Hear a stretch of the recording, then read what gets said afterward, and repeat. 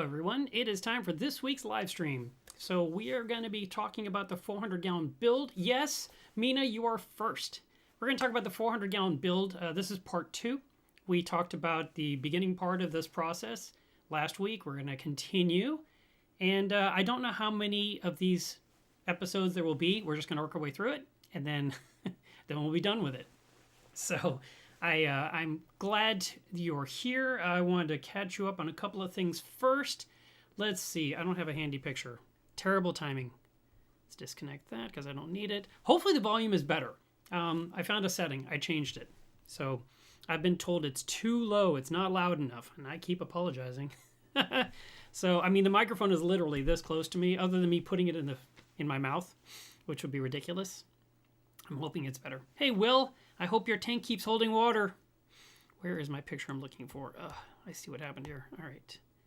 Can I upload this to the Mac? And then I can throw it on the screen here. So the wall that I was coerced into paying for, it's here. It is built. And let's see if I can throw it on the screen for you here. Let's see what happens. There it is. So the part in the bottom half of the picture that has a pipe sticking out of it, that is my new 30-foot retaining wall that's keeping my yard from falling into my neighbor's yard. And I mentioned last week that I had to pay for that to be built. So they did it today, and I finished paying them. And now they're working on the rest of his patio, making it beautiful. So it's not the update you were looking for. That's okay. In other news, I received some frags from ACI Aquaculture. When I was visiting them a week ago, I said, I didn't go there to shop. I went there to see it. I wanted to find out more. Chris and Amanda Meckley own the business. Chris has been on this channel talking about Kalkwasser once before. We're going to have him come on again. We're going to have a future live stream. I don't know when, because I'm doing these 400-gallon builds. But at some point, we're going to do that one where we talk about how to pack and ship corals. And I just thought that would be a great topic for many of you, because so often you have the opportunity to send something to someone or receive. And if people knew how to pack their corals better, there's much more chance of success. And we want success. So while I was there, only one thing caught my eye. I was like, oh, I really want that. And it was an alveopora. And he was like, yep, no problem. And then he reached out to me, I don't know, I guess Sunday, and said, hey, can we ship you a box tomorrow? I was like, yeah. He says, what else do you want? I said, I want tiny little zoanthids. I want lots of color in Caitlin's Reef. It's just not colorful enough. It's driving me crazy. So he packed me up a box and he sent it. And then someone asked in one of the video comments saying, I thought they were aquaculture only, or that they were wholesale only, doesn't go to individuals. I don't remember. I have to find out. But I am sending them a bunch of Frammer coral because I have way too much. And so we're trading. But if they can sell to you, I'll let you know in the video that I'm going to release. But in the meantime, we kind of hold our breath and see what they say. I don't know. So the corals are in the tank. They, of course, arrived on the day I woke up with a giant migraine, and I was miserable. So I just got it inside the house on the kitchen counter and then tried to rest. And then finally I said, I put these in the water, and I did. And you probably saw the video where the tank was overflowing because the bagged water displaced more water in the aquarium, more than I expected. I thought it was okay, but it was apparently enough to create a tiny trickle going down the wiring and the airline hose down the back and into the stand itself, which is a great place for the water to go and not the carpet. And the alarm on the hydros went off, and so and Jack started barking. So I went ahead and I drained some water out of the tank to lower it an inch or so. I mopped up the area. The alarm turned off. Everything was the controller worked out perfectly. It did exactly what it's supposed to do. I was very happy with that. And then, later that day when I started to feel a little bit better, I went ahead and I got all the corals dipped, and I put them in the Fritz Bug Out, which is their coral dip. And by the way, okay, if you're watching this video, I want you to take the time to please put in the video comments. You can put in the chat too, but in the video comments, I really want to know, do you dip corals when you receive them? Because a friend of mine said that only 15% of people dip their corals. I thought 15%? There's no way that's true. So this is an informal poll, and I really want to know If you don't, say I don't. And if you do, say you do. And let's just kind of figure out from the answers if it's really 15%. That means 15 out of 100 dip and 85 of you don't. I just don't believe that's possible. I think you guys, you're so terrified of pests, you only buy dry sand and dry rock. Come on. You're going to tell me you're not dipping those corals in acid to make sure there's nothing alive on them? So I would really like you to get that taken care of. And let me know in the comments. Now, I did get the corals into the tank, and I just shoved them all into the sand bed because that's what I do. And then, of course, the pistol shrimp dug them all up and moved them everywhere. And the flame scallop, I decided to move it to a different area where I could actually appreciate it. And because it was under a rock, completely in the horseshoe, invisible. So I moved it to a better spot, right? And then it chose later on to go all the way in the back by the air stone. I was like, all right, whatever. And then the next day, poof, it was gone. I couldn't find it anywhere. And I thought, where could it be? I mean, it's this big. It's got to be findable. And it's at the top of the tank where all the air bubbles gather, And it's just living and dwelling up there. Like, you are literally in the worst spot again. I need you where I can appreciate and enjoy you. This flame scallop is just going to continue to be a pain in my butt. All right. And then finally, this week coming up for us in the U.S. is Thanksgiving, so I wish you all a happy Thanksgiving. I hope you spend time with family, friends, those that you love, because you never know when they're going to suddenly be gone. So please do take the time to spend time with those people that you care about the most.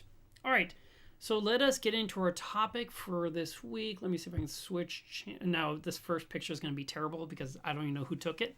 Maybe my son took it.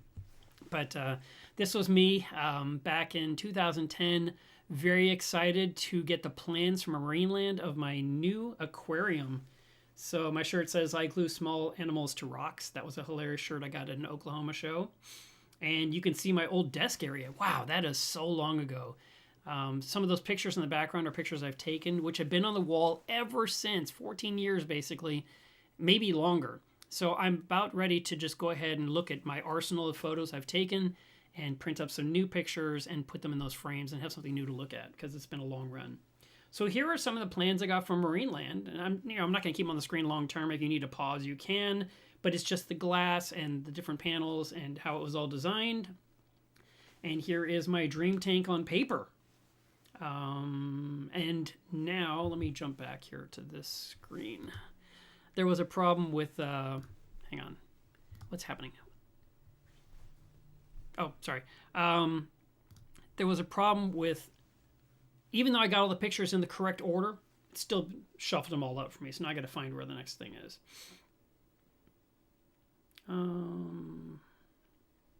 Yeah, it's all messed up. It's ridiculous.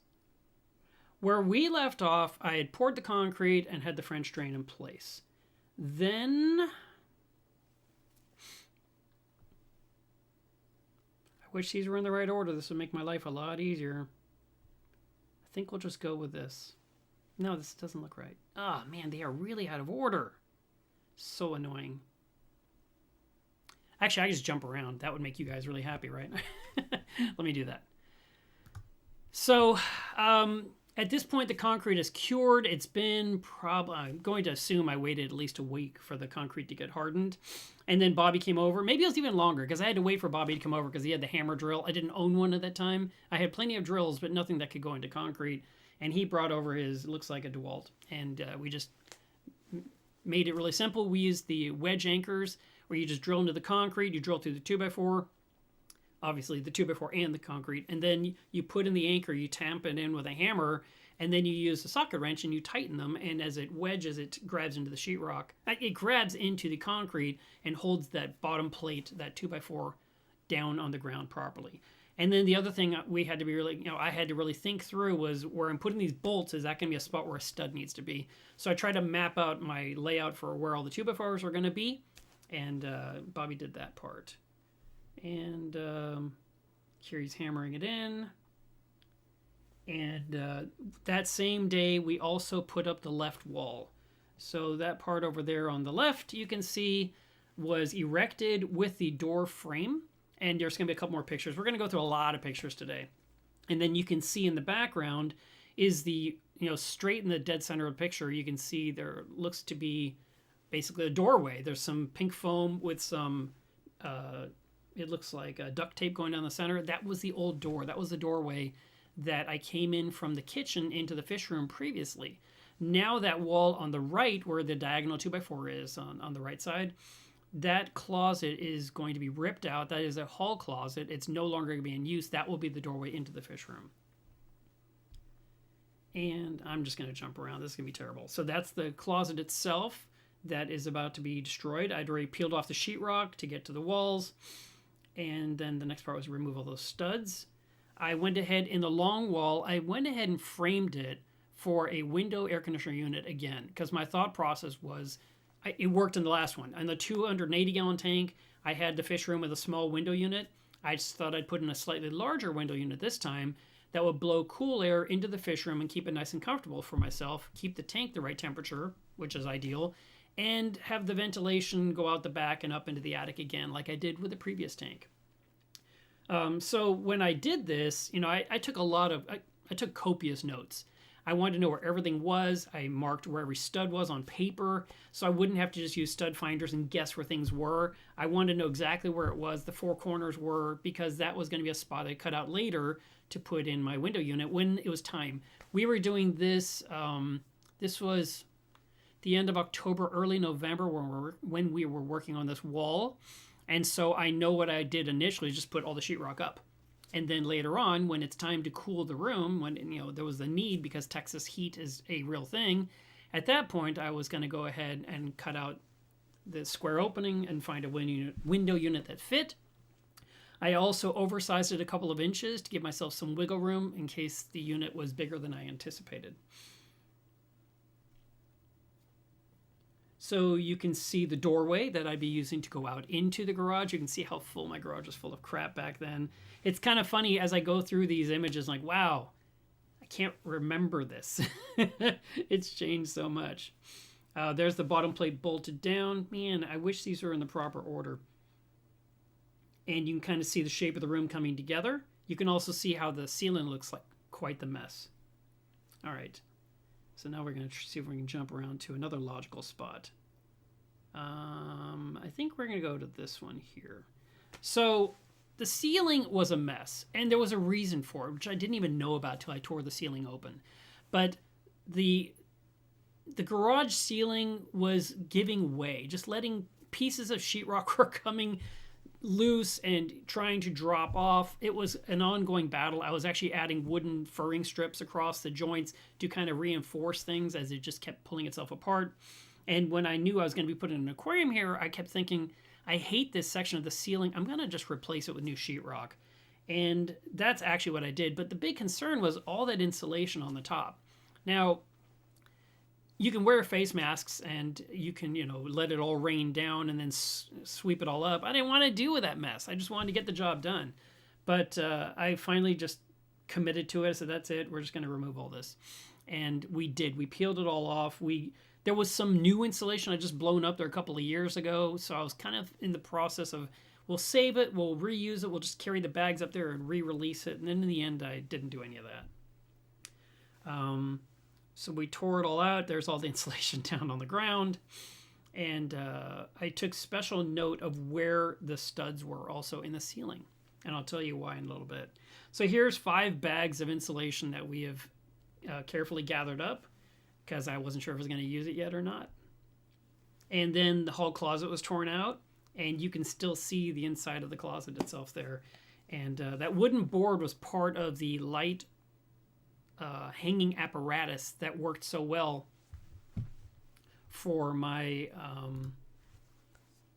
my angled tank. The angled tank was by the front door and it had a little metal halide hanging there, and I had to figure out a way to hang that light, and I ended up finding some brushed nickel pipe at IKEA in the clearance bin. And I was like, you know what? I know those are supposed to be like cabinet poles, but they'd be great to hang a light from and just put those poles right through the wall. And so I mounted that board there in the background and I pushed the pipe through the board to affix it. So that way it couldn't do anything but just stay fixed, go through the sheetrock, and then the light hung on. It looked really clean. And people always said, how'd you do that light like that? And that's the ugly side of it. Also, you can see 3 holes in the sheetrock. That was from the drains and returns going back to from the angle tank into the fish room to the original sump and then going back up again. All right. And we cleaned it all out. Peeled out the carpeting there. I can see a little bit in the bottom corner, but that was also cut away because it's no longer a closet. And oh, by the way, you can see, and you'll see another picture of this because it's going to show up in a few minutes here. You can see the French drain still has the plastic on the top to keep all the dust and dirt out of it. And the room is 9 feet wide, 12 feet long, and it's 8 feet tall. Okay. Then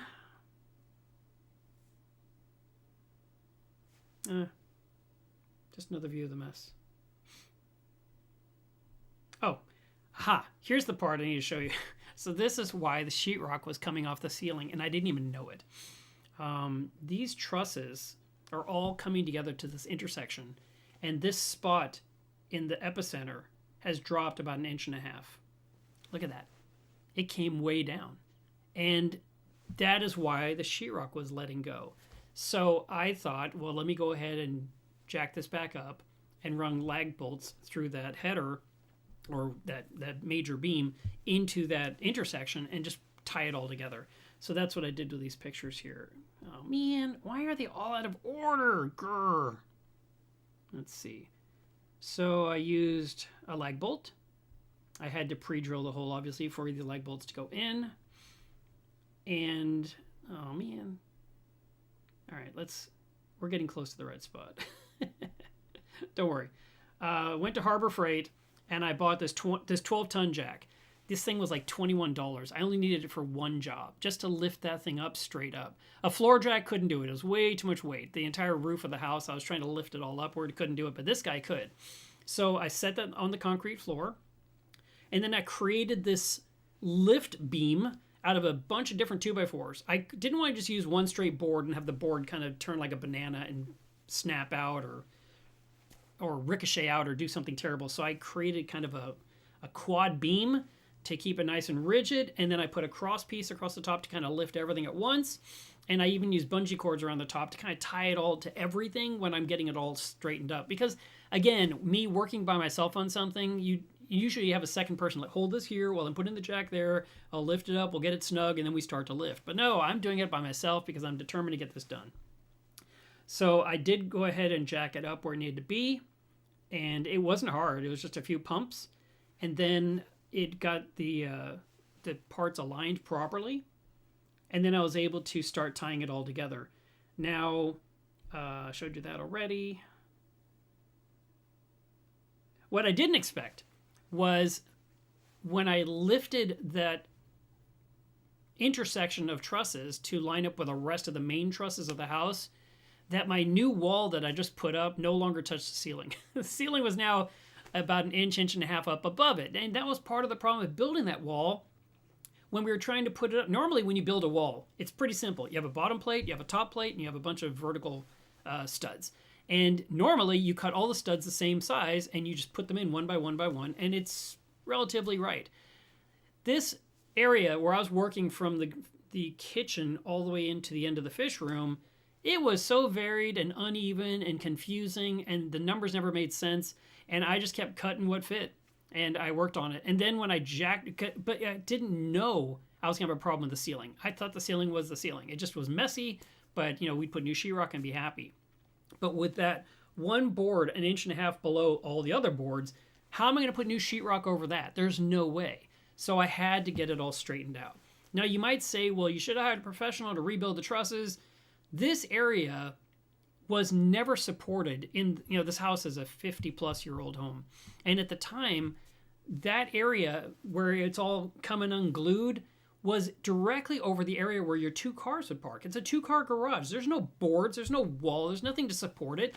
That was built, and my house is gradually falling apart. So the fact that I discovered it was kind of fortuitous because I peeled off the sheetrock, found the problems, like, okay, let me resolve this.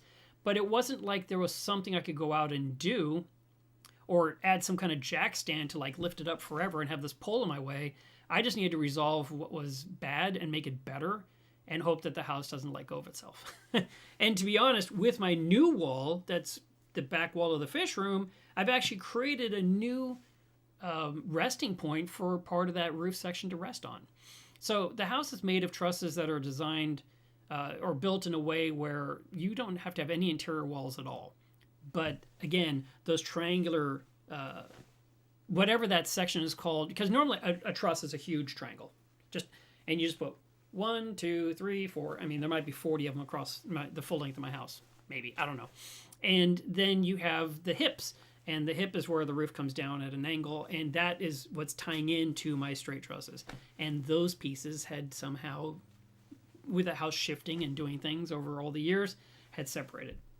So I started to fill in the gaps. I knew this wasn't a super strong solution, especially if you're not putting it directly over a stud underneath it. But at the time, I was just trying to do a little bit better support, just a little bit. I mean, any little bit helps. And so I filled in where I could. I put boards under boards. I tried to hopefully get somewhere near a vertical leg beneath it, as you can see in this picture, kind of close. And this one here was perfectly centered over it, so that worked out fine. And there it is, all lagged together and nice and straight and ready for me to put sheetrock over. And yes, sometimes the gap was just wide enough for a piece of acrylic. So messy, but I mean, I got it fixed. And to this day, I haven't had much of a change. So that's good, because this was done in 2010. Here we are about to be 2024. And my ceilings in the fish room relatively look correct. And no more surprises in the garage. So that part's good too. Again, you can see there's some extra supports here over the header. So you got the header there, you got the little short board, then you got the double top plate, and then you got the little block under the basically the truss. And I did on both spots. So I mean, there is some support there, which is good.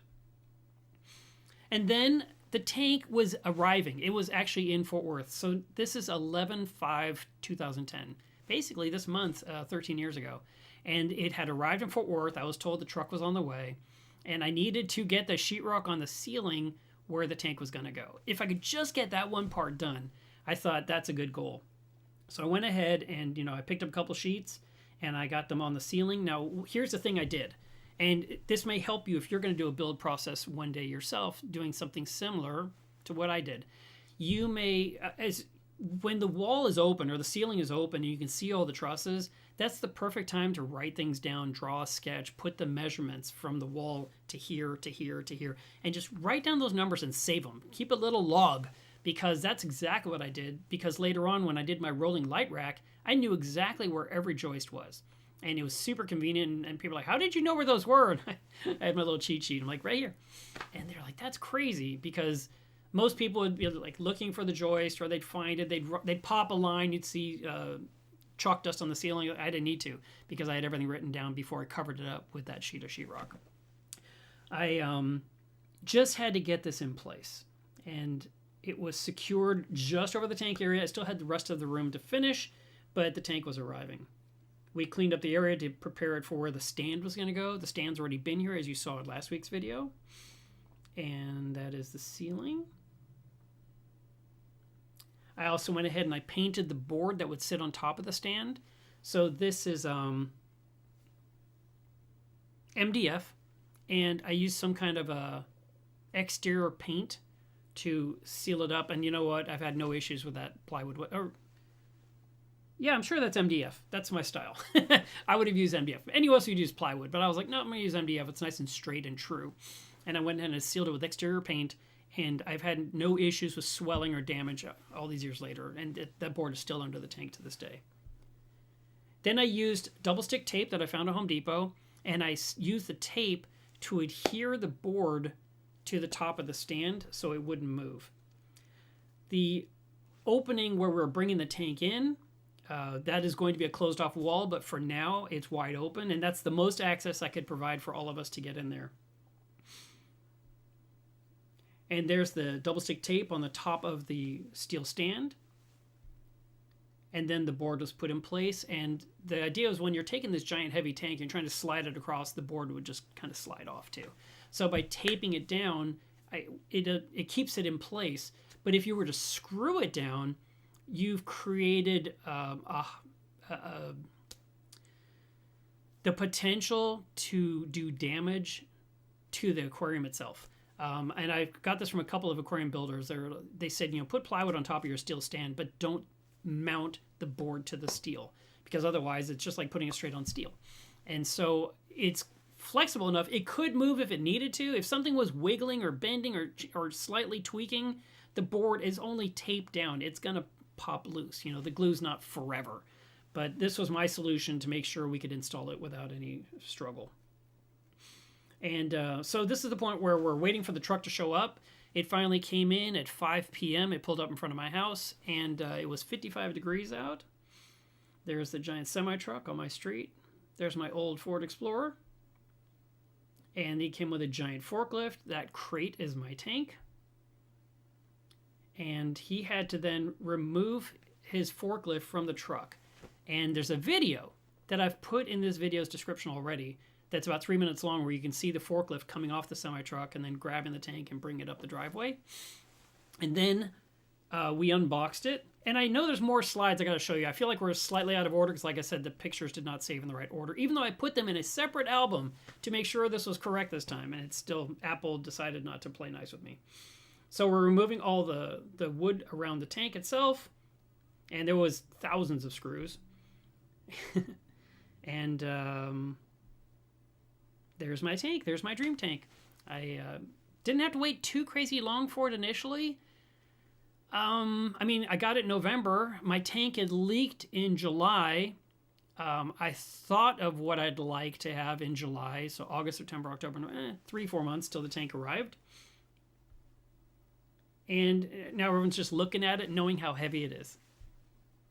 Okay, so now the tank is in the fish room. There's another video in this video's description that you can watch. It's about 12 minutes long, and it shows I stuck the camera on a tripod and I just turned it on, and then we got the tank into place. So if you are interested and you want to see that, it's been on this channel for many, many years, but you can watch it now. It's fun to watch. There's not a lot of cussing. You'd be impressed. But it was a lot of work. And then around the midpoint of that video, you hear beeping. And that's a second semi-truck pulling up. And that was the other guy that was supposed to help us. So he showed up when we were done. He planned that very, very well. But it took 8 of us with 8 suction cups to get the tank in place. You can see 2 people holding suction cups in this picture. And it was really hard to get it up there. First we got it off the pallet and into the garage floor. Then we had to lift it up and get over that step, the step up to the new concrete, and then walk it in and put it on that board. That's all in the video, so you guys can watch that if you like.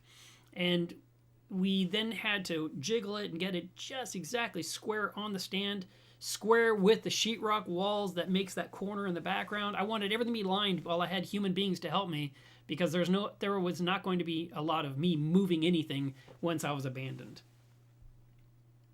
So here's the tank in place. Looks good. It's undamaged. No one was hurt. It's a miracle. And you know what's really funny? We aquarium keepers, we stress over every nuance of the tank. And from the point of buying it all the way to getting it into our home and putting it in place, we want everything to be perfect. But when it comes to these big tanks, 300, 400, 600, 1,000 gallons, that's where your stress level goes much, much higher, because there's so much risk of damage to the helpers, to the aquarium itself. But in reality, no matter what size the tank is, it's usually about 3 minutes.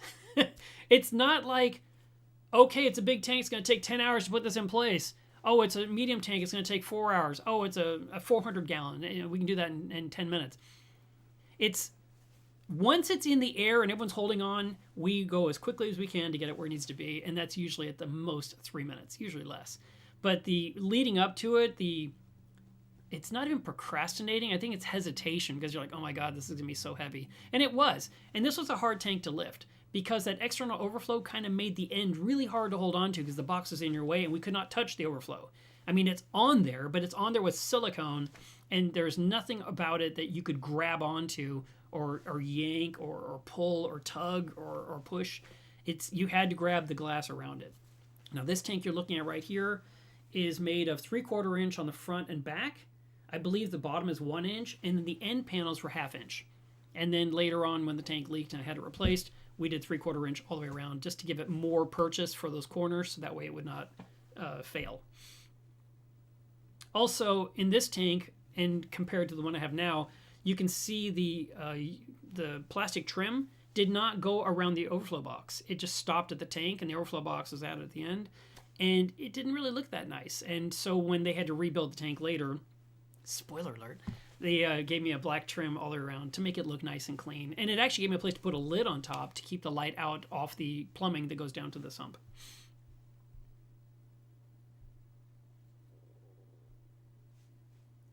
And you can see the Euro bracing was double thick, and it was also crisscrossed. So you have one like this, and then you have the next one like this. And so it created a stronger corner there. And there's my overflow box that has all my teeth. And that was the full length of the tank.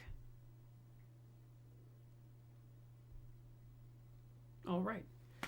So now that the tank is in place, it's time to start working on the room. And we need to finish the walls because, again, it's winter and it's going to get colder and colder as we head toward February. So it was time to bring in that poly tank. Now, the poly tank, let me go find another picture here because there's somewhere else. It got lost. The poly tank was an ad on Craigslist. Because I was looking for a large container. I knew I wanted a 200-gallon container, and I was determined to have that much salt water on hand. And when I was looking, the price of the container is expensive, and then the shipping is literally double the container. So if the container's $400, with shipping it's $800. I mean, it's just like, and you know the thing's not crazy heavy, it's just huge. So someone in my club recommended that I look on Craigslist and gave me a link to an ad, and I looked at the ad and I called the guy, and he had several of them for sale, and it turns out he owned Delos Vodka. So it's a place in Louisville, Texas. And he had these big containers for sale. All these pictures are out of order. I want to show you. Where is the picture I want to show you? There. So he asked me, how many do you want? And I said, one. Why would I want more than one? And he's like, well, you need one for fresh water and you need one for salt water, right? And I was like, no, I need one for salt water. Who needs a ton of emergency fresh water? No one. Well, it turns out that guy used to be a reef keeper himself. The guy that owns the vodka place. And so he knew very much what I was doing and was very interested in the project, and he was happy to sell me this container. I got a great deal on it. I got the entire thing brand new, never been used, for $125. And here I am 14 years later, still using it. It's really big. It's 88 inches tall and it's 31 inches in diameter. And so brought it into the fish room. And at first I put it right there in that corner that would be where the two walls come together. So when you're walking into the fish room, you would see the container. That's where I had it at first. But that's kind of the spot where I was thinking I was going to have a sink with hot and cold running water. So that wasn't really a great place for it. But for now, I was kind of like, I got some options. Maybe I can put it here, maybe I can put it there. But eventually I decided the best choice, you can see the wall has gone up now, and I'm starting to run wiring in through the walls for the different outlets. I decided to move it to the back corner instead. So that is where it's been ever since. Now, I have removed it a few times for cleaning purposes, but I mean, removed it from the corner by laying it on its side, not by getting it out, because it will not come out of the room. I've tried everything I can imagine. The only way to get out of the room is to literally rip open the wall. I've tried removing the door off the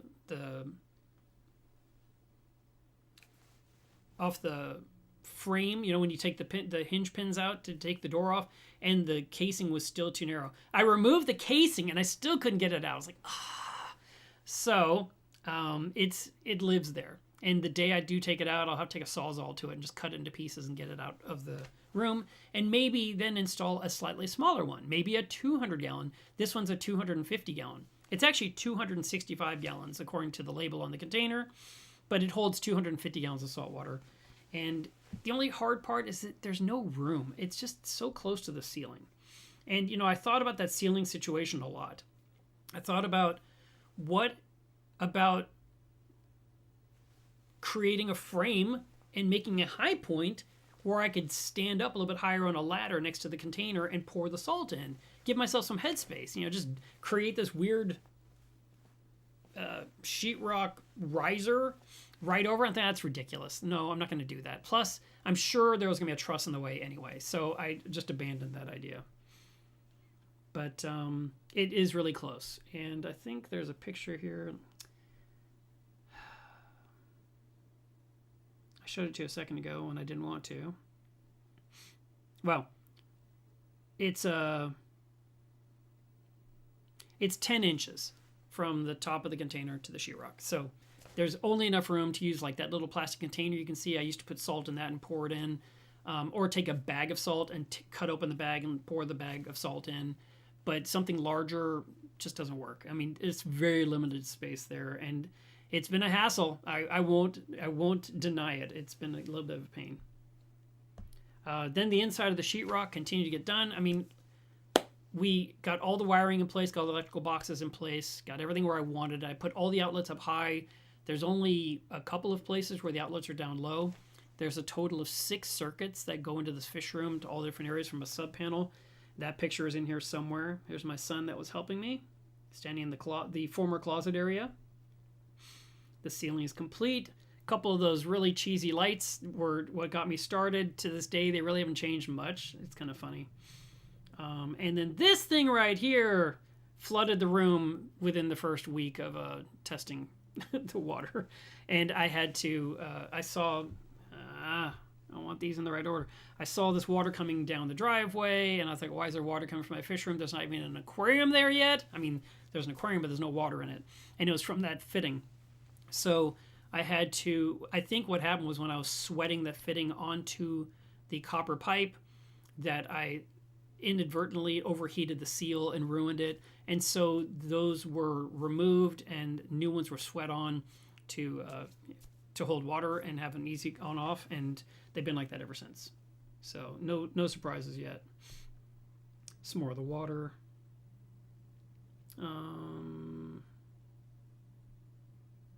I used insulation inside the walls to trap the temperature of the fish room from the garage area, because the garage area at that time was not weather tight. It was just a typical garage with a thin garage door.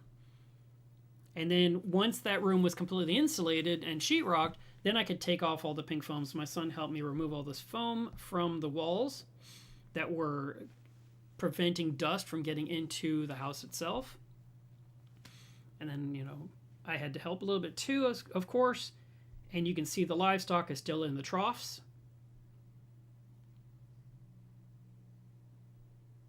And at this point, we're just basically revealing the big tank in its new location. The one you're so used to seeing, this is what was happening in 2010 in November.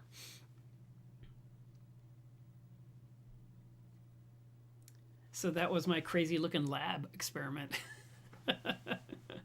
And there's still so much to do. I mean, yeah, the tank's in place, but there's way more to go. So, and then of course the livestock has to get into it. That's another whole ordeal, right?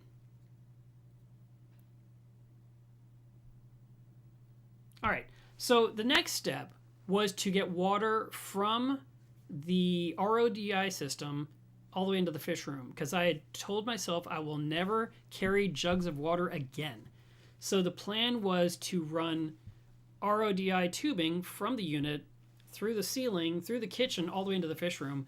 So we took that thin wall PVC pipe you see right there that's sticking out near my son's hand, and we used that as a sleeve to feed the tubing all the way across, because it's very bendy tubing. There's nothing straight about it, and you can't just feed it through. It's 25 feet of tubing. I need 50% of it to go through the upper area above the cabinets in the kitchen, and so we used that pipe and we just fed it through, and it worked out really, really well. And then we went from inside the pantry area through this wall here, and you can see I used an acrylic rod here to basically bring it through the doorway, and then that hole up there in the top right there is where the tubing was coming, and we fed it through, and we got it on the other end, and it's one continuous piece of pipe. Now, once we were done with that, getting the tubing up there, then we removed that PVC sleeve. It might have been smart. I mean, this area is not exposed to the attic. As you can tell, it's the top of the kitchen cabinet, so it's still part of the inside of the home, so that tubing never gets really cold. But I do have a plan in the future to remodel my kitchen. When I do, I'm gonna have to figure out where that tubing is going. Now, with everything out of the way, it might not be hard to hide it. Might be able to like do something interesting along the wall of the sheetrock, put a groove, lay the tubing in it, and let the sheetrocker hide it all, and that's the end of it. And it might be the perfect time to put brand new tubing after all these years of running that tubing there. But there's no breaks in the line. It literally goes from the RO system to the fish room. That's all one continuous piece. So there's no midline points where it could fail. Now, tubing can just burst at any time if it wants to, but so far so good. Fingers crossed. And then you can see the coil coming down on the left side of that door frame, and to the left of that doorway is the RODI system. And then I end up putting an electrical box up there just to put the tubing through, so I could put a cover plate. And they have those cover plates for coaxial cable, and it was perfect to just feed this tubing through and make it look kind of nice on the inside of the fish room. All right. I know there's more stuff I didn't share with you, so now I have to go pick and choose through the photos. And I know it's going to be in a weird spot. So let's look at this one here. We haven't gotten into this yet. The French drain has to connect to some kind of plumbing that will lead the water out of the garage and down the driveway. This is an emergency drain only. It's just for if something goes wrong. It's not just some constant source of water. So someone's watching this and they're like, hey, what about code? It's like, this is in case I have a flood. It'll divert the water out of the house. That's all this is for. And it has done its job when it needed to, which is really nice. And water going down the driveway is okay. And then there was another picture I wanted to show you. This one here was the vent fan that was above my 280-gallon reef.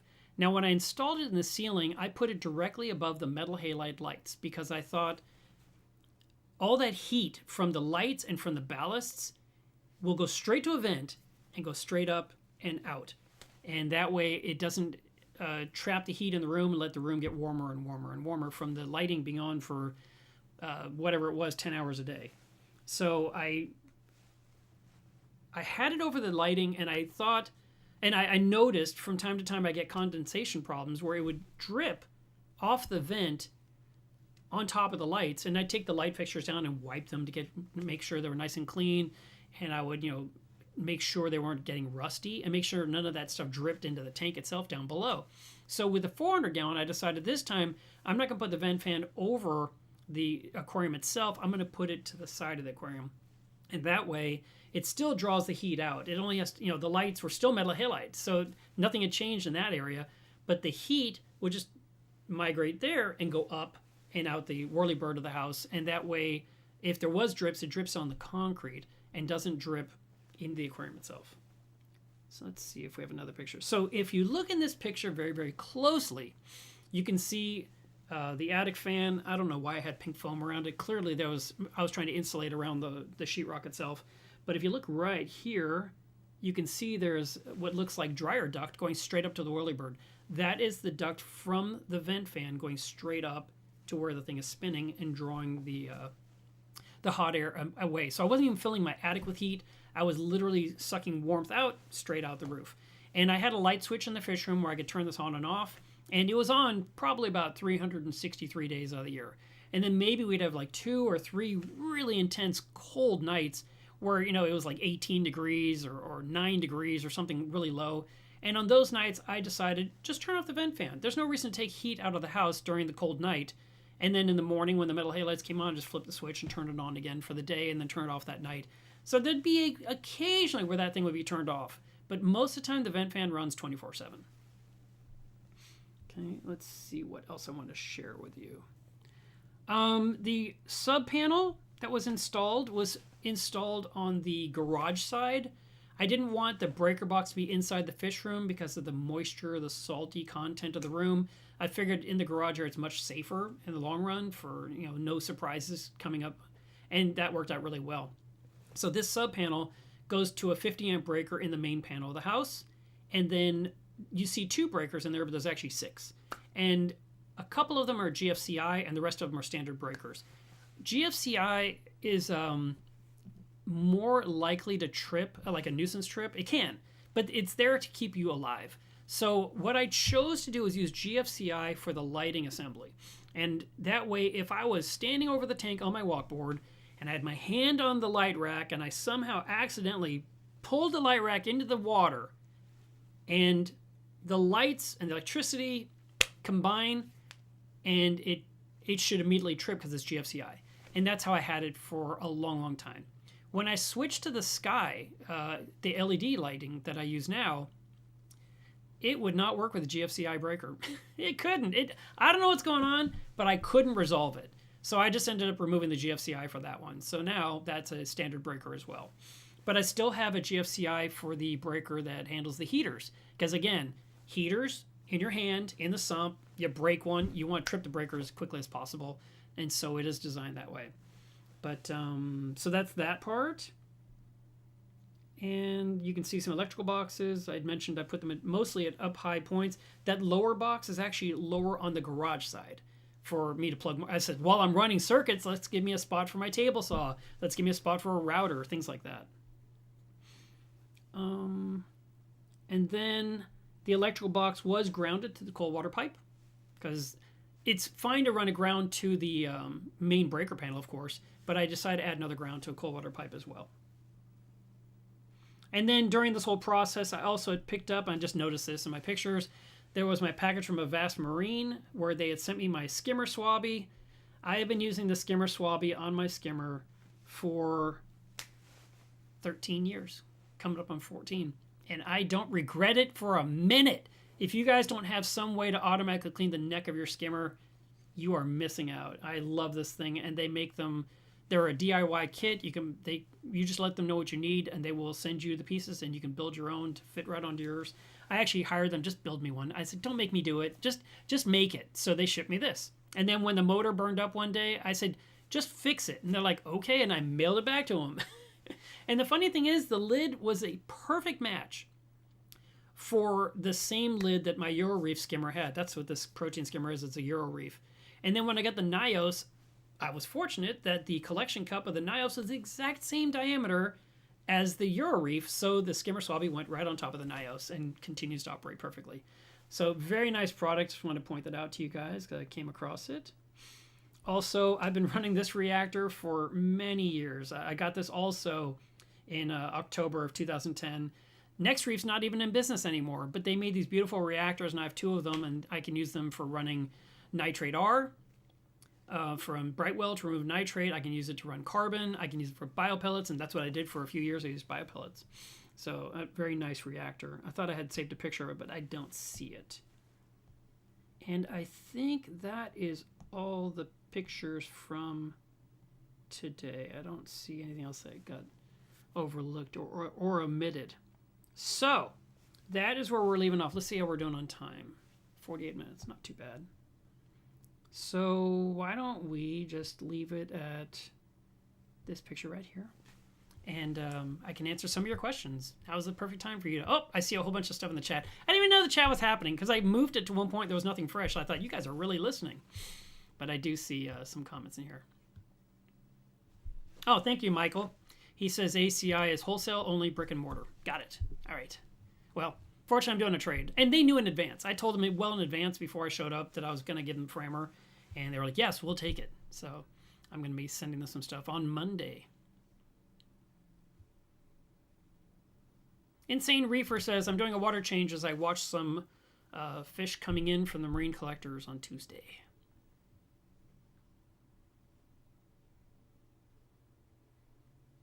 Okay.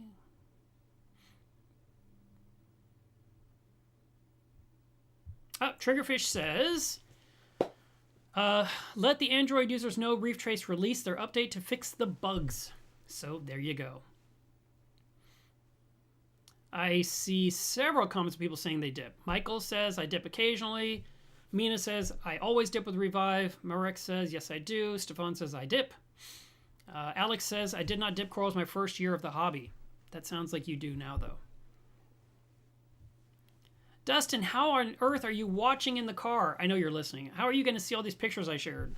You'll have to watch this again later. Insane Reefer says, I dip depending on where they come from, and I get a lot from TSA and Coral Euphoria.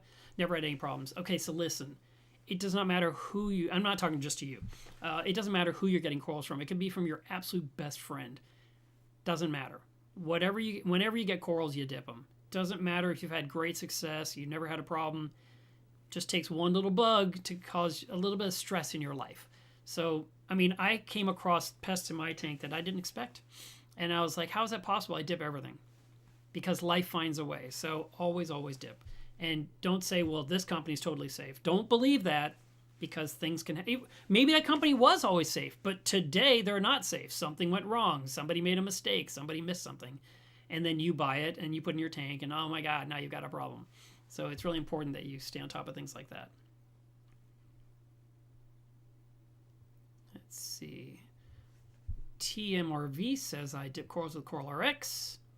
Alex says, Lugal's iodine good for dipping corals? Yes, actually it is. You can make yourself a nice dip solution with Lugal's. It's actually one of the preferences Chris uses at ACI.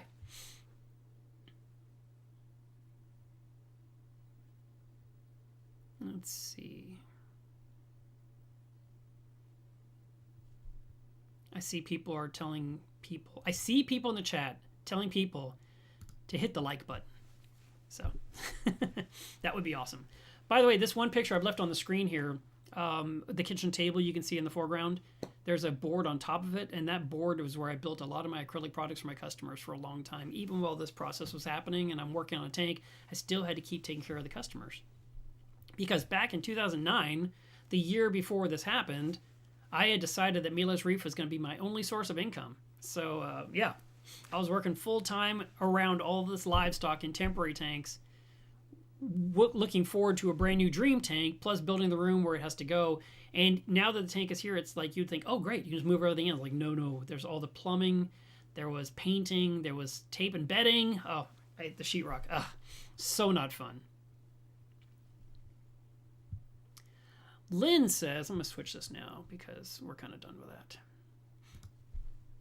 Lynn says, when you make new salt water for your aquarium, how long do you let the water sit in the holding tank? And if it's over 24 hours, do you have a circulation pump? Yes, thanks. Yes, so I fill the system up to, I'm going to probably say, I don't know. The float fills it all the way up. Let's just pretend it's 240 gallons of water. I know I told you guys the container can, in theory, hold 265, which I don't believe. Once the salt is added, it's 250 gallons total. I put in about 80 to 88 pounds of salt. So the salt, of course, it dissolves, but it displaces water as well because it's a thing. It's a solid initially. So all the salt and water mixes up with a circulation pump, which at this time, I've changed it from what I had in the past. I think I used, I don't even remember what I used, but I have a Vectra M2 on there that does circulation. And I just turn it on, I let it do its circulation thing, and I pour in the salt, and I just let it mix. And it could be like that for a couple of days before I use it. It could be months that it's been circulating. I don't mix salt and use it immediately. I'm going to say never, but never is kind of a dangerous word because it's very absolute. But I very rarely mix salt water and use it instantly. The whole use it 20 minutes later thing, that's not a thing I do. I'm more about let the water age a little bit. I like to wait a couple of days if possible. Back when I didn't have this fish room and this huge container and all this automation that made my life easier, I would have a 55-gallon barrel in my pantry with a mag pump in it and a heater, and I would pour in the salt mix, and I'd plug that into a wall with a power strip, and it would just kind of circulate for a day or two, and it would be the right temperature. I could verify the pH, I could verify the salinity. If everything was right, then I would roll it all the way across the kitchen floor to the living room, so I could do water changes on the 29-gallon and the 55-gallon, and of course the 280-gallon. But when it came to the 400-gallon, I was like, I'm not doing that ever again. I want my life to be easier. I don't want those blue barrels in my house ever again. And I made this choice to have this big container. Now, the big container, I don't usually replenish it all the time. I use it and use it and use it and use it till it's empty, and I make a new batch. And I've been doing it like that for many, many years. That's just my style. and I've not had any issues. When the salt water gets lower and lower, of course, I still double check what's my salinity, what's my alkalinity, what's my temperature. And if they're close to the tank, great. Usually they're not. Usually I have to buffer it up to get the alkalinity up. One of the only changes I've made in the circulation of the vat has been to extend the pipe deeper into the container so that it is a closed loop application. So the water is mixing, but it's not mixing air into it, because apparently that's helping depress the pH and inserting CO2 into it and lowering the alkalinity. So once I changed that method, I found that it was a lot easier to get things where they need to be. It's just something I came across. What I would encourage you to do is something else. Also, if you have a container filled with salt water, you should always have a cover on it so it doesn't get polluted by anything. My system has a big lid you screw tight, and it's essentially airtight. And so I never worry about the water being polluted in there. Now, what you can do if you want, you could keep the circulation going all the time, and it's always ready. Just like circulation in your tank, the water's always good, right? In a sealed container, you can turn off the circulation and turn it on again later. But if it sits way long, like months without circulation, it might be worthy of smelling it, see if there's any kind of concern that you might think it's unsafe to use. But so far, I've had no real problems. My container's actually very low right now, and it is time for me to pump out what's left in there and make a new batch of salt water. So I hope that answered your question.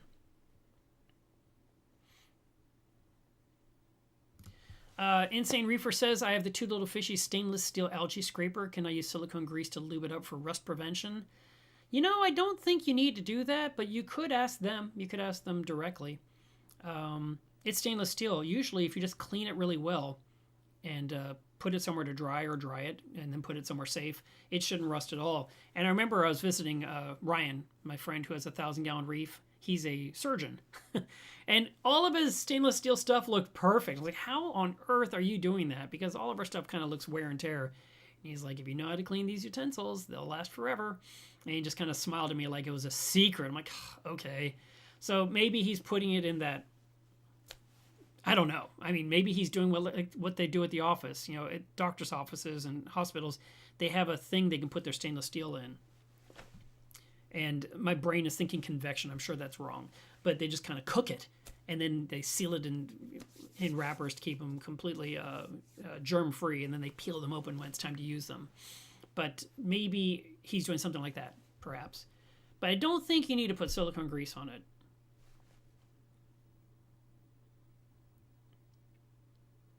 By the way, I'm going to tell you a little spoiler. So in the upcoming videos, you're going to see some additional concrete work.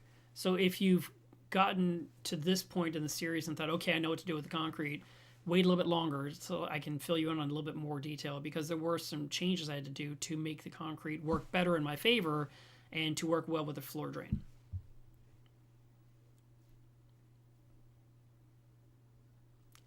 Trevor says, I'm trying to decide the final details of my basement build. Glass cages can do, notched exterior, ghost overflow, modular marine, coast-to-coast external. Which would you pick? Depends on the size of the tank. But I like coast-to-coast overflows. I think they're super handy. They're easy to clean. You can get into them. You can do what you got to do. But it's something you could decide with them. You could, I don't know. I don't really want to tell you what to do because I don't know your tank. I just don't know enough details. But I think the notched exterior would be a little different. I think what that is you have, and correct me if I'm wrong, I think you have a solid piece of glass and they lower an area and they go back up so there's no teeth, so it's just water flowing over into an external box. I think that's what that is. I like the coast-to-coast external. That's basically what I have in mind. It's just mine on the 3-foot length of the tank, not the 7-foot length of the tank. And I've never regretted it. I've really liked having it there. I don't put things in it. Some people, might want to, I remember visiting a guy in Atlanta. He had a really nice reef tank in his basement, and he had this super long external overflow. And when I looked in it, it was full of corals. And he had put in there sun corals and things that he could easily feed. And I was like, it's kind of brilliant. I would never do this. But you could only see it if you looked from above because it was a black overflow.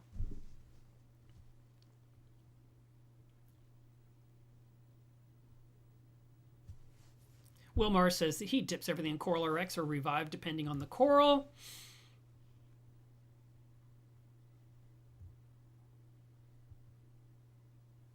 And then Trevor says, I paid extra for hospital-grade GFCI outlets for my fish room. We use them at the ICU at work and never have nuisance trips. After all, it'd be bad if your ventilator decided to shut off for no reason. No, I agree. Of course it would. But there's no saltwater aquarium where that is. And there's so many things that happen. So there's nothing wrong with going GFCI. But if you find you're in a situation where it just keeps tripping and you can't find the solution, and mine literally was, hey, it's these lights. That's crazy. This Meanwell power supply hates that circuit breaker, and I just had to swap it out. And thank you very much for the super chat, Will. I appreciate that.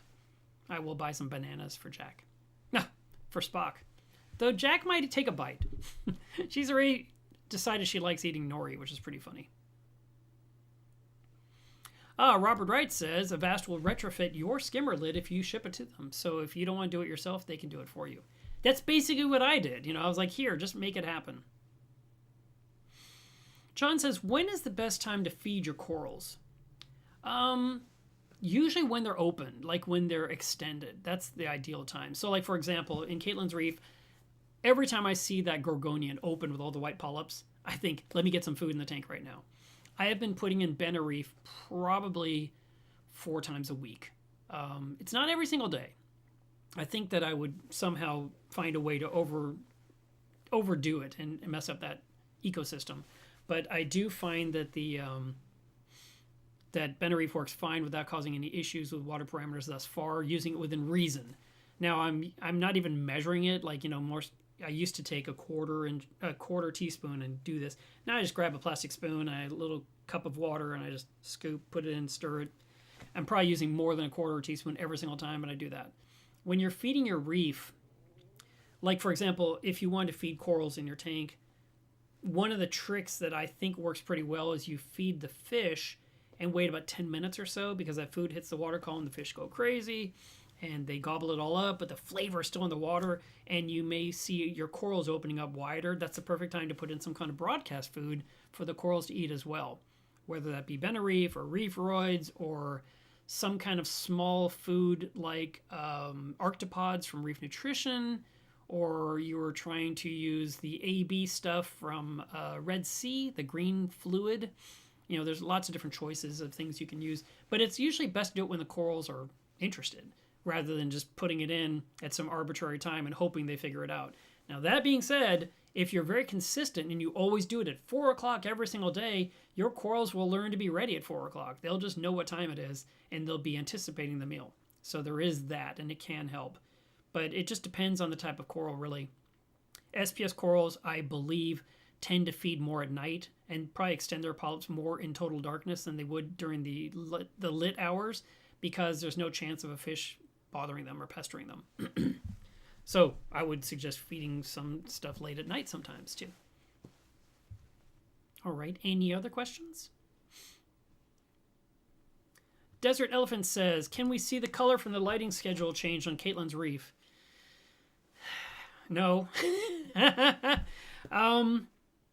I wish there was some way to do that. Maybe I can film it and do the thing where you watch the 24 hours and it kind of does the thing where the tank changes, but it's going to be how the phone absorbs it. The lighting looks good to your eye. It doesn't always look good to a video. But I did change it up, and I got rid of the brown-white period that I was seeing every single day. I tried to lean more into some color because the tank just doesn't have enough color in it. Now, the new corals will definitely help, and we'll see what happens. That Alveopora should be really nice when it's opened up. So far, it's just barely getting started. It was open in the bag, but not fully extended. And then, of course, I dipped it, and then it was like, ugh, it became a golf ball. It closed up completely. You'd think you had a dead skeleton. And then after I rinsed it, and then I put it into the tank, it started to stick out some of the polyps, but just a little bit. So I'm hoping it'll open up fully and look super happy and pretty again for me, because that's what I want. So, but I will see if there's some way I can manage some decent pictures to kind of show maybe different phases. Maybe I can do something with the Nikon and do something that you can understand. Maybe. We'll see. All right, what else? Guys, we're running out of steam here. I've already finished my topic and there's no new questions.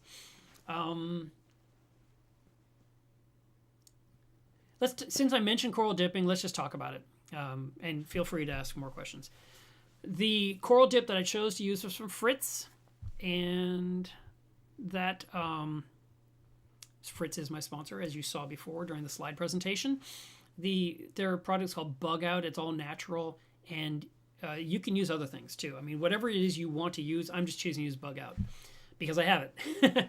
And when you mix it up with the water, they tell you exactly what strength to use it at. So I would not vary from the recipe. If you're trying to use Revive, read the bottle. If you're trying to use a different product, read the bottle. Always find out what they say, and then use your own best judgment if it's too harsh for the coral or not. You could put in like 10 corals that didn't skip a beat and just totally refine, went through the whole process. You might put in something else that lost all its color and like, oh, this coral is way too sensitive for this chemical. I need to put it in for less duration or a weaker solution or a totally different dip. Just keep that in mind. It's just one of those things. Not everything is equal when it comes to reef keeping. But you definitely do not want to leave the corals in the dip too long. So in the case of my shipment, I got something like 9 or 10 zoanthid frags. I got this little tester coral to put in there to see if flare would nibble at it or not. And so far, I haven't seen any nipping at all, which is nice. And my alveopora. And I put everything into the dip solution. I set the timer, and I set a secondary timer for every 5 minutes to remind me to go over there and hit a turkey baster and just kind of blow everything off. And then 5 minutes again, blow everything off, because the dip solution said 15 minutes. So that was my duration. And then when I'm done at 15 minutes, I have a second bucket of tank water next to the first bucket. So I had about a gallon or so in that 2-gallon bucket. And I just took another 2-gallon bucket and put another gallon in there, took all the corals out of the dip and put them into the rinse water. And then to get them out of that stuff, because the longer you take, like if you were, let's take my case, I had 10 corals, right? If I take the first one out and I were to let's rinse it and then I'll put it in my reef. Some people don't even rinse. They take the coral out of the dip and put it right in the tank, and they take some of the chemical into the tank. So not a good process. So always dip your coral in chemical and then rinse it and then put it in the tank. But if I was doing the first one and then I rinsed it and then I put it in my tank, everything's still cooking for another minute. And then I get the next coral and I rinse and I start to put in oh, I don't like that. Let me cut off the frag plug. Let me get some glue. Okay, hang on, I'll be right back. 3 more minutes. The other 8 things are still cooking in that solution. See what I'm saying? So get everything dipped and then get everything into the rinse bucket. And then from the rinse bucket, you can take things out one by one, trim them, clean them, scrape them, whatever you got to do, and put them in your tank. And that will be the best way to avoid chemical burn to the new frags that just got that just went through so much. I mean, they came from an aquarium, they got bagged up, they got put in a cooler, they got shipped across the nation, and then you get them and you open them up and you float them and then you dip them and then you're handling them, so they're already super stressed. So the less we can, the less stress, the better. And we definitely don't want to overcook our corals accidentally. John says, what would be the best RAS for a 3-foot tank? Definitely not a 6-line. A 4-line. Actually, the 4-line is nicer than the 6-line. It's less aggressive and is a little bit more friendly. And I feel like there's also an 8-line or a 10-line. They all kind of look the same, but the 6-line is the bully. So I agree with you. I wouldn't get the 6-line. If you wanted something else, like a totally different color, I really, really like the yellow chorus wrasse. It's a great utility fish because it'll go through your aquarium and it'll look for pests and it'll eat them. So if you can get yourself a really small one, you can enjoy it because it will grow. And it can grow to be 6, possibly 7 inches long, but hopefully after a while you've upgraded to a bigger tank and it gets to move into it. Or you bring it to your fish store for someone with a bigger tank and you get a new small one for your tank again. Because I remember I had this yellow chorus, had it for many years, and I was, it was just my pet, right? And then I had someone come over and says, does it eat your snails? I'm like, "Oh, why would you say that?" And right as he said that, it swam in and hit a snail and ate it in front of my very eyes. Like, wow, I'd never noticed that before. So I took it to the fish store. I said, "You're done, because I don't need you eating my cleanup crew." And I went and got a new one, a little tiny one, or maybe I got a pair of them because that's how I am. I'm like, "Oh my God, they're so cute. Give me all of them." And so I grabbed these little tiny yellowfish and I put them in my tank, and I could not believe the difference, because you get used to the fish in your aquarium and suddenly you see it at half the size. It's remarkable. You're just like, "Oh, it's a baby," because it's like grass growing. You don't notice it until it needs to be mowed, right? Because it's way too bad. And in the case of fish, we feed them, we care for them, we check on them daily, and they just gradually, quietly grow larger and larger. And then one day you get a new one and it's much smaller and you're shocked in the size. If I were to get like a new pajama cardinal fish, I'd be blown away. I already noticed, looking at the Achilles tang next to Spock, such a small fish, and yet I know it can become huge. And we saw a beautiful Achilles tang. It had to be in the hybrid. It was the weirdest fish ever. It's in my Aquashella video that I'm going to be releasing, and you guys are going to see it. The colors were insane. I didn't even get good footage. I was trying to film it around a bunch of people that were all losing their minds, and I was like, "This thing is so cool."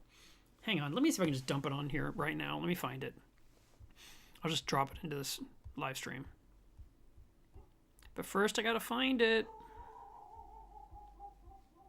Okay, there's some Aquashella stuff.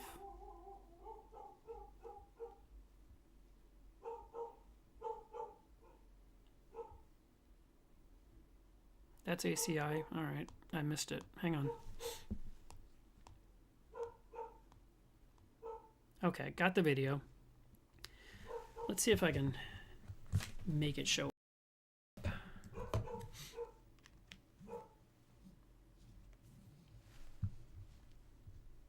see what we do here. We're going to switch to this one here, and we will pick.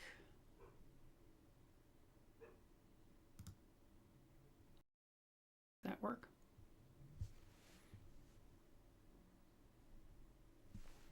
All right. So look at that thing. Isn't it beautiful?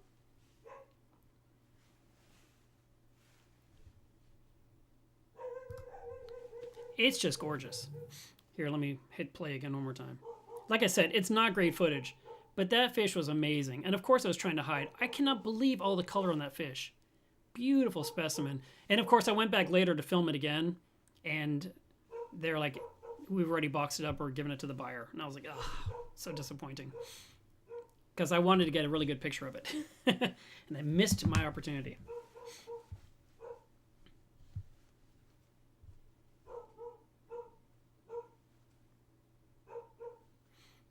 Oh, okay. Trevor, thank you very much for the super chat. He says the Noxator does have the weird teeth, but the coast-to-coast storage idea is interesting. The tank's going to be 60 by 30 by 20. You're very welcome. I hope it helps. I really do like the exterior overflow. I just love that you can clean it. I mean, I guess that matters, I mean, it's something you can't ignore. A lot of times people don't think to clean the overflow box, and a lot of stuff accumulates down there. And from time to time, you really should siphon it out. So if you have, a barrel or a trash can or even a bucket, and you put it next to your tank and you run some hose to the bottom, you can siphon out everything.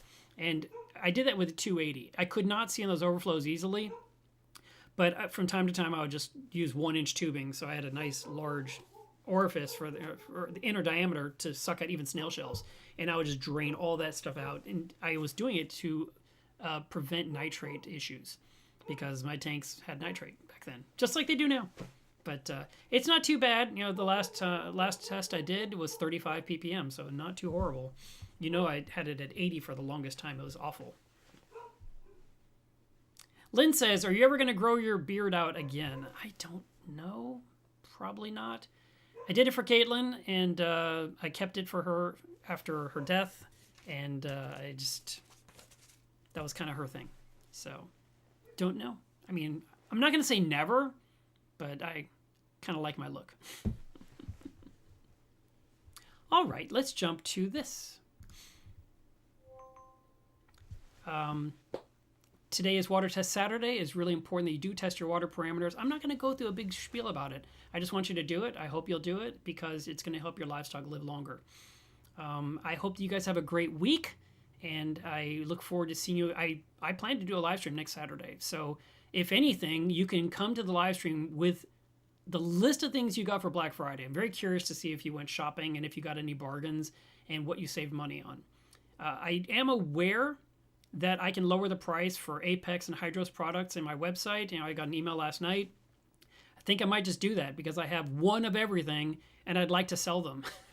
So I may lower those prices. So if you're looking for something on my website and it doesn't have the Black Friday sale price, contact me directly and I'll be happy to create an invoice for you and save you some money and get that off my shelf and get that product into your hands so you can enjoy it just like I enjoy mine. I hope you guys have a great rest of your weekend, and I will get back to working on Coral Magazine because my day is not done. Bye, guys.